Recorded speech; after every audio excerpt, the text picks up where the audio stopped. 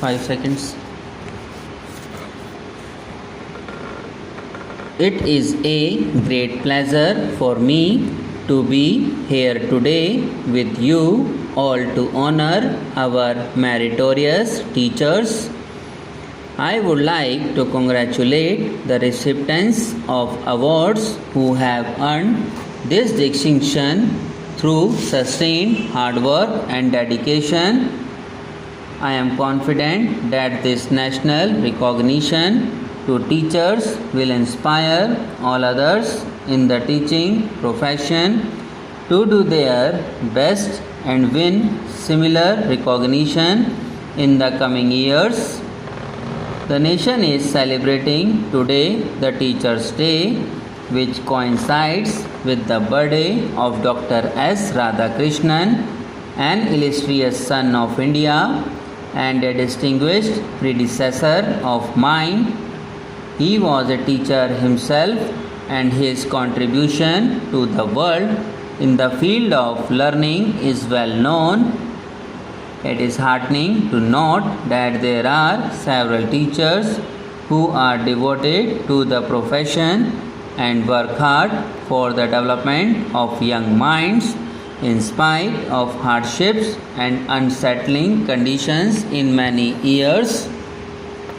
I hope that the entire teaching community will emulate their example and try to reach the standards attained by the award winners who are with us here today.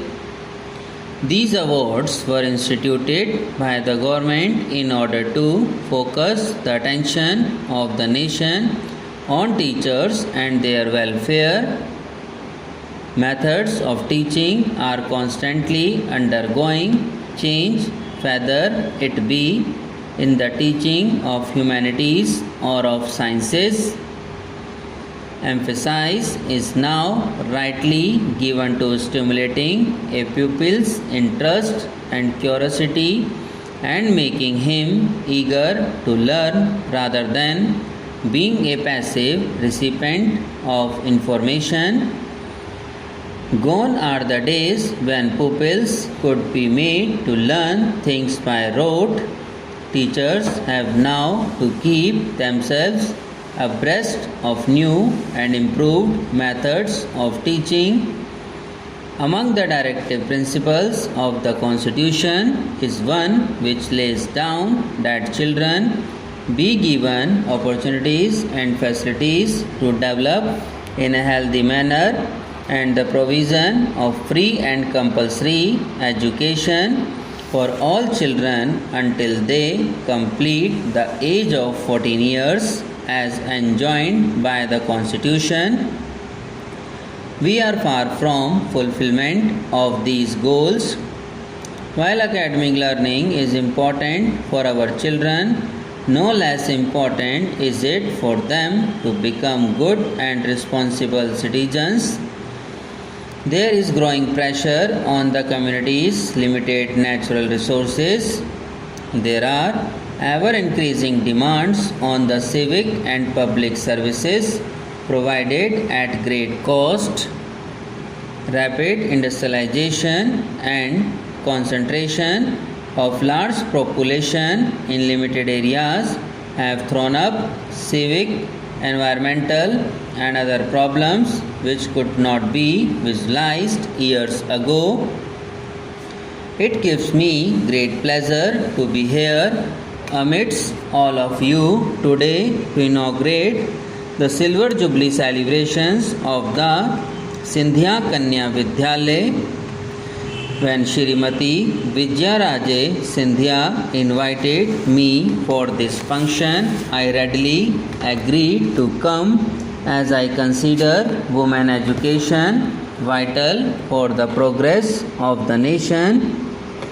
I am glad to learn that the school was inaugurated by Dr. Rajendra Prasad, my illustrious predecessor, and the foundation stone of the school building was laid by our present Prime Minister. The school has made rapid progress and has acquired a good name for itself as a public residential school for girls. The principal staff and the management deserve to be congratulated on this achievement. I am happy to know that the Government of India have enlisted this institution as an approved residential school, and some merit scholars are sent here for study. The school, I am informed, has among its students some from Manipur and Assam and also Jammu and Kashmir. Intermingling of pupils from different parts of the country help to promote harmony and understanding between the various linguistic areas, which is essential for the country's unity. In our freedom struggle under the leadership of Mahatma Gandhi, women played a great role as they did earlier with Rani Jhansi Bai fighting the British.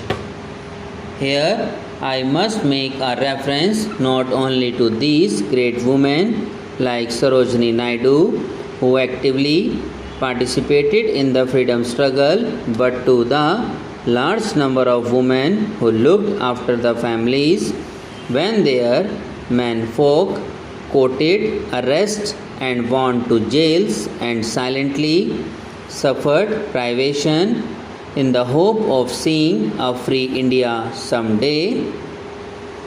Here, the memory of Kasturba Gandhi also comes before our minds and inspires us. Our ancient scriptures tell us that the gods are pleased where the women are held in esteem, and gods bless those families where women are happy and well treated.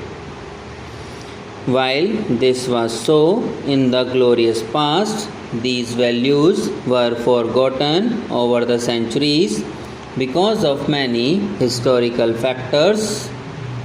The condition of women in India engaged the attention of great thinkers like Swami Vivekananda, who traced the downfall of India to the neglect of women and the masses. He said, in India there are two great evils forced on the woman and grinding the poor, for which the Swamiji's program was emancipation of women and uplift of the masses. Pleading passionately for the education of women, Swamiji said it is only in the houses of educated and pious mothers that great men are born.